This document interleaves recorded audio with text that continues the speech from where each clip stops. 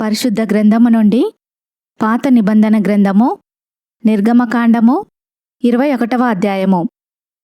నీవు వారికి నియమింపవలసిన న్యాయవిధులేవనగా, నీవు హెబ్రీయుడైన దాసుని కొనిన ఎడల వాడు 6 సంవత్సరములు దాసుడై ఉండి 7వ సంవత్సరమున ఏమియూ ఇయ్యకయే నిన్ను విడిచి స్వతంత్రుడగును. వాడు ఒంటిగా వచ్చిన ఎడల ఒంటిగానే వెళ్ళవచ్చును. వానికి భార్య యుండిన ఎడల వాని భార్య వానితో కూడా వెళ్ళవచ్చును. వాని యజమానుడు వానికి భార్యనిచ్చిన తర్వాత ఆమె వాని వలన కుమారులనైనను కుమార్తెలనైనను కనిన ఎడల ఆ భార్యయు ఆమె పిల్లలను ఆమె యజమానుని స్వత్తగుదురు కాని వాడు ఒంటిగానే పోవలెను. అయితే ఆ దాసుడు, నేను నా యజమానుని, నా భార్యను, నా పిల్లలను ప్రేమించుచున్నాను, నేను వారిని విడిచి స్వతంత్రుడనై పోనొల్లనని నిజముగా చెప్పిన ఎడల వాని యజమానుడు దేవుని యొద్దకు వానిని తీసుకొని రావలెను. మరియు వాని యజమానుడు తలుపునొద్దకైనను ద్వారబంధకమునొద్దకైనను వాని తోడుకొని పోయి వాని చెవిని కదురుతో గుచ్చవలెను. తర్వాత వాడు నిరంతరము వానికి దాసుడైయుండును. ఒకడు తన కుమార్తెను దాసిగా అమ్మిన ఎడల దాసులైన పురుషులు వెళ్ళిపోవునట్లు అది వెళ్ళిపోకూడదు. దానిని ప్రదానము చేసుకొనిన యజమానుని దృష్టికి అది ఇష్టురాలు కాని ఎడల అది విడిపింపబడునట్లు అవకాశమునియ్యవలెను. దాని వంచినందున అన్యజనులకు దానిని అమ్ముటకు వానికి అధికారము లేదు. తన కుమారునికి దాని ప్రదానము చేసిన ఎడల కుమార్తెల విషయమై న్యాయవిధిని బట్టి దాని ఎడల జరిగింపవలెను.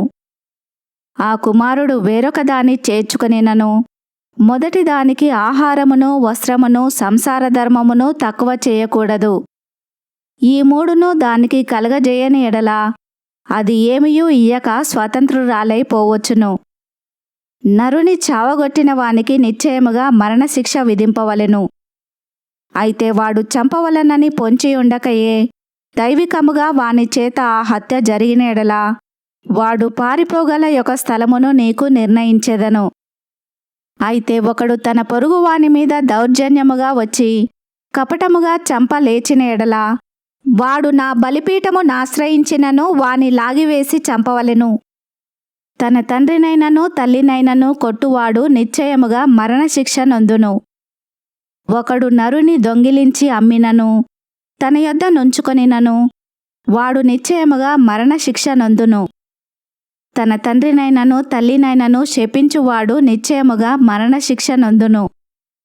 మనుషులు పోట్లాడుచుండగా ఒకడు తన పొరుగువానిని రాతితోనైనను పిడికిటితోనైనను గుద్దుట వలన వాడు చావక మంచము మీద పడియుండి తర్వాత లేచి తన చేతికర్రతో బయటికి వెళ్ళి తిరుగుచుండిన ఎడల వాని కొట్టిన వానికి శిక్ష విధింపబడదు గాని అతడు పని చేయలేని కాలమునకు తగిన సొమ్ము ఇచ్చి వాడు అతనిని పూర్తిగా బాగు చేయింపవలెను.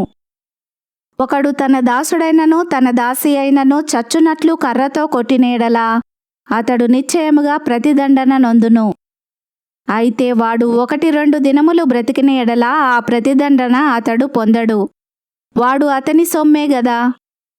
నరులు పోట్లాడుచుండగా గర్భవతి అయిన స్త్రీకి దెబ్బ తగిలి ఆమెకు గర్భపాతమే గాక మరి ఏ హానియూ రాని ఎడల హాని చేసిన వాడు ఆ స్త్రీ పెనిమిటి వాని మీద మోపిన నష్టమును అచ్చుకొనవలెను.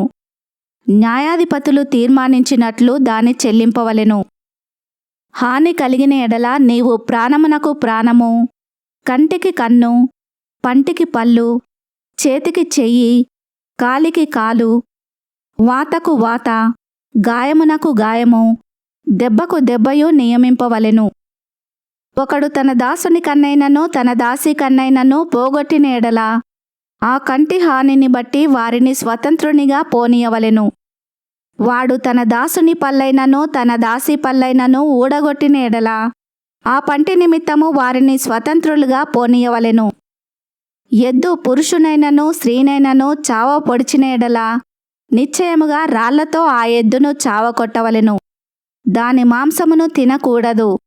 అయితే ఆ ఎద్దు యజమానుడు నిర్దోషి అగును. ఆ ఎద్దు అంతకుముందు పొడుచున్నది అని దాని యజమానునికి తెలుపబడినను వాడు దాన్ని భద్రము చేయకుండుట వలన అది పురుషునైనను స్త్రీనైనను చంపిన ఎడల ఆ ఎద్దును రాళ్లతో చావగొట్టవలెను.